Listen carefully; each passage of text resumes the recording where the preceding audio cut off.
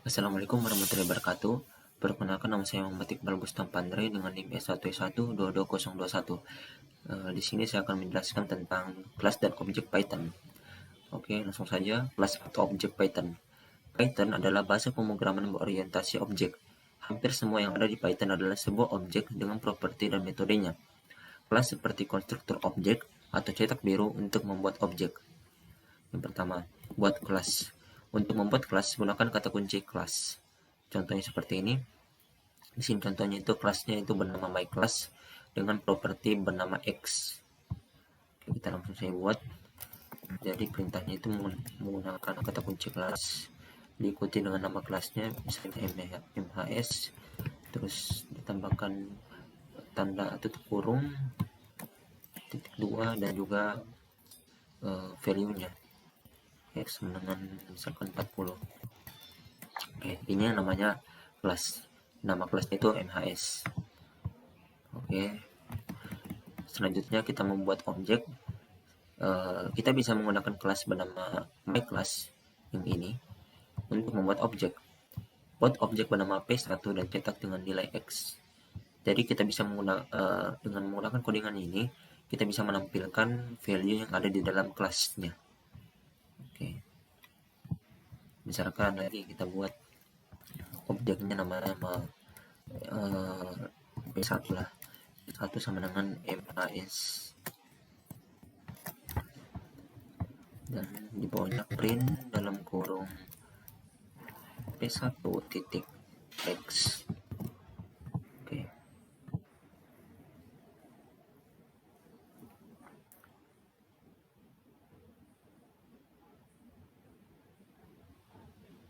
Nah, akan muncul di terminal atau di outputnya itu angka 40 sesuai dengan yang ada di sini value-nya. X sama dengan 40. Oke. Baik, kita lanjut fungsi init.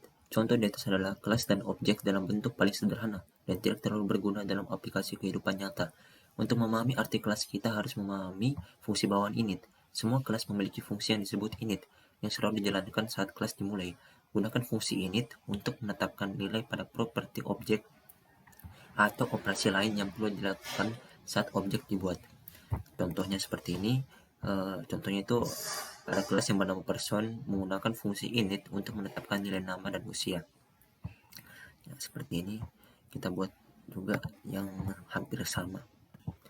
Jadi pertama-tama kita buat dulu fungsi definnya, initnya. Init. Oke, dalam kurung. Misalkan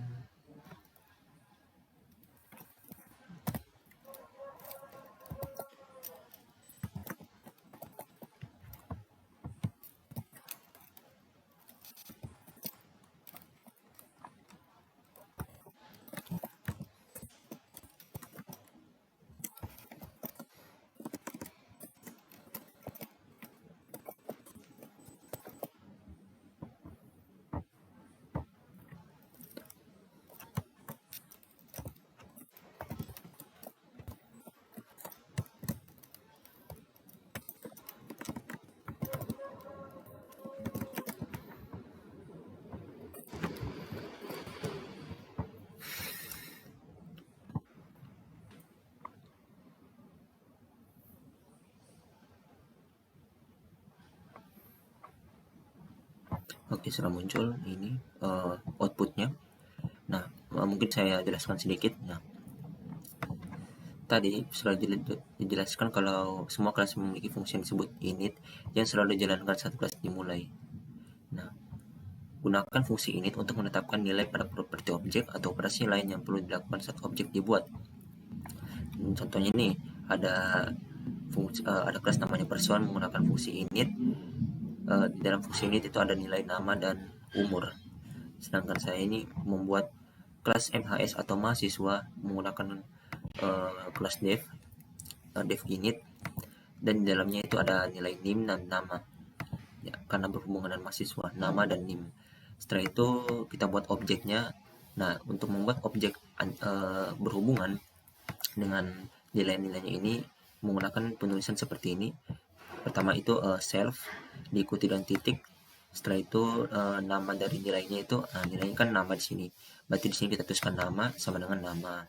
Serve detik name sama dengan name sesuai dengan nama dari nilainya. Nah, mungkin ada yang masih bingung apa itu serve. Serve itu sebuah variabel yang mewakili semua objek yang akan di print. Misalkan ada ini objeknya fp1. P1 itu merupakan serve ini. Serve ini merupakan uh, perwakilan dari objek P1. Misalkan lagi kita buat P2, P3 sampai P100 mungkin atau P1000. Nah, tetap saja semuanya itu merupakan bagian dari self. Nah, seperti itu. Nah, untuk terminalnya di sini jelas sudah benar ya. Ini cuman ini tidak menampilkan Iqbal dan dengan link saya. Ini itu hanya mentes apakah codingan itu benar atau tidak. Nah, hanya itu saja. Dan kalau muncul sebuah output seperti ini, maka bisa dibilang codingan ini benar. Dan untuk masalah dan untuk cara menampilkan nilainya itu ya seperti ini saja, print P1, age dan name. Jadi kita itu menulisnya print P1 nama sama dengan name. Nah, muncul sudah itu Iqbal dan S1 S1 021. Ya, seperti itu saja. Baik, kita masuk ke fungsi str. Fungsi str mengontrol apa saja yang harus dikembalikan ketika objek kelas direpresentasikan sebagai string. Jika fungsi str tidak disetel, representasi string objek akan dikembalikan. Nah, contohnya itu seperti tadi. Yang ini, ketika kita tidak membuat codingan untuk menampilkan value dari name dan nama, maka di terminalnya itu atau di outputnya akan ditampilkan representasi dari objek itu sendiri. Nah, terminal itu seperti ini, representasi dari objeknya. Ini berlaku hanya ketika codingan untuk menampilkan value name dan namanya itu tidak ada. Kalau misalnya ada, codingan yang ini itu tidak ditampilkan lagi. Seperti itu. Oke, masuk ke sini contohnya representasi string suatu objek tanpa fungsi str seperti ini, dan dengan fungsi str seperti ini. Nah, dengan fungsi str return dengan mengembalikan save dot nama dan juga save dot umurnya. Nah, terus di print lagi objeknya itu P1. Coba kita tes. Def str dalam kurung self titik 2 terus return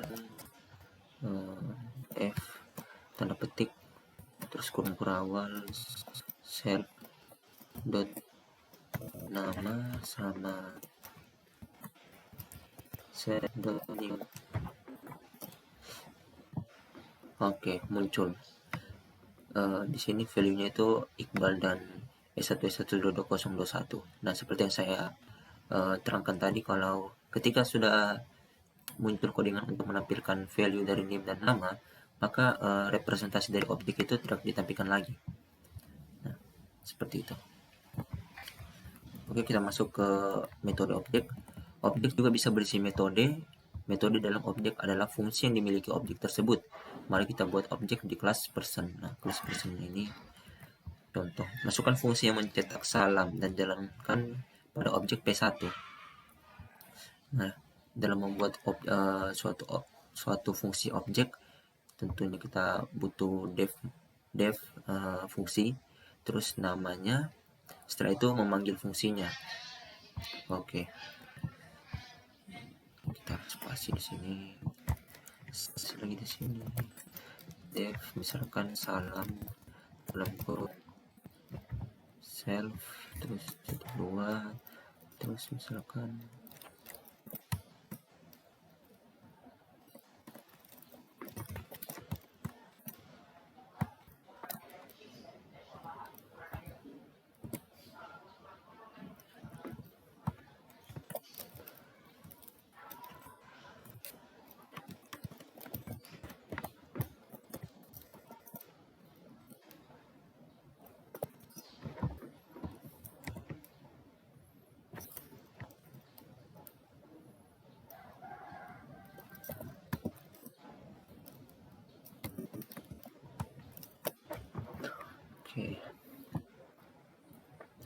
maka tercetak ini perintah printnya hello self nama. Nah, seperti yang kita tahu self nama itu di dalam self nama ada value Iqbal, makanya tertulis di sini halo Iqbal. Nah, seperti itu. Ya baik, kita masuk ke parameter diri atau parameter self. Parameter self adalah referensi ke instance kelas saat ini dan digunakan untuk mengakses variabel milik kelas tersebut.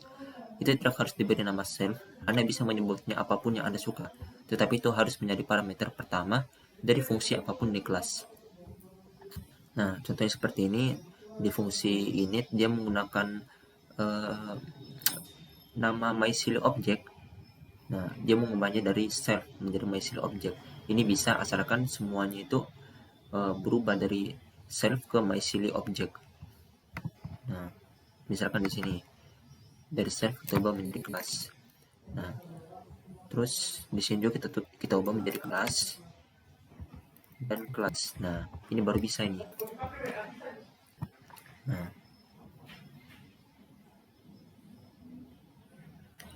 kita tunggu output atau terminalnya.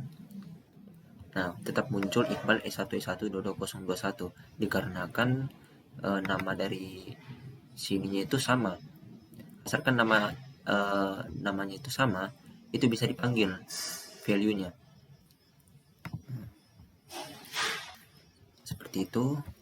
Terus ubah properti objek. Anda dapat mengubah properti pada objek seperti ini. E1.h sama dengan 40. Nah, misalkan lagi kita mau ubah nim dari ini menjadi 22 ujungnya. Nah, itu bisa dengan kita menuliskan misalkan objeknya dulu. Di sini objeknya E1 terus titik. Nah, terus kita tulis nimnya karena ini merupakan value dari nimnya, makanya kita tulis nim. Kalau misalnya kita mau ubah Iqbal, berarti kita ambil value-nya yang nama seperti itu. Misalkan nim sama dengan ikuti dengan tanda petik 1S12022. Terus kita running.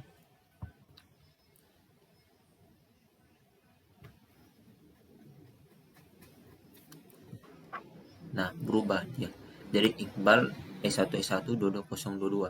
Nah, seperti itu cara untuk mengubah properti objek. Masuk ke hapus properti objek. Anda dapat menghapus properti objek dengan menggunakan del kata kunci. Hapus properti h dari objek P1. Nah, kita hapus tuh ini. Dia tadi menggunakan kata kunci del itu delete, terus P1 titik ini misalkan. Terus kita running. Nah, di sini dijelaskan kalau di kelas objek tidak memiliki di kelas MHS tidak memiliki objek yang beratribut nim. Jadi sudah benar di sini ya. Sudah benar ini bahwa del P1.nim itu menghapus atribut nim dari kelas MHS. Nah, hapus objek. Anda dapat menghapus objek dengan menggunakan kata kunci del. Nah, sama seperti tadi, tapi ini yang dihapus adalah objeknya. Yang tadi itu propertinya. Nah, kita langsung saja. Di sini objeknya namanya P1, maka del P1. Terus kita running.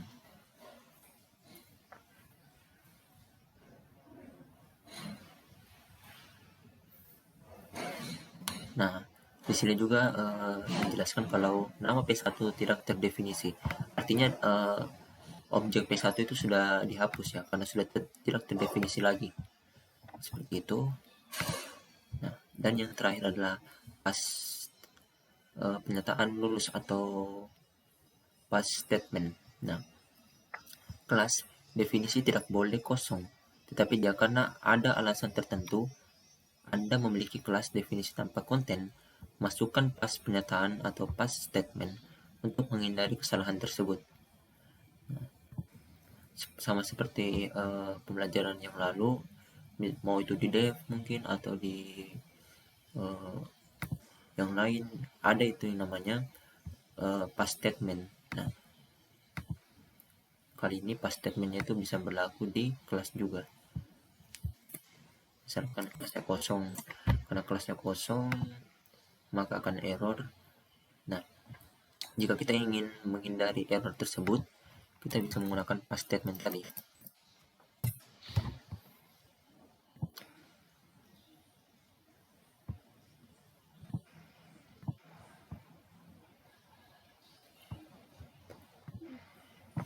Misalkan gini.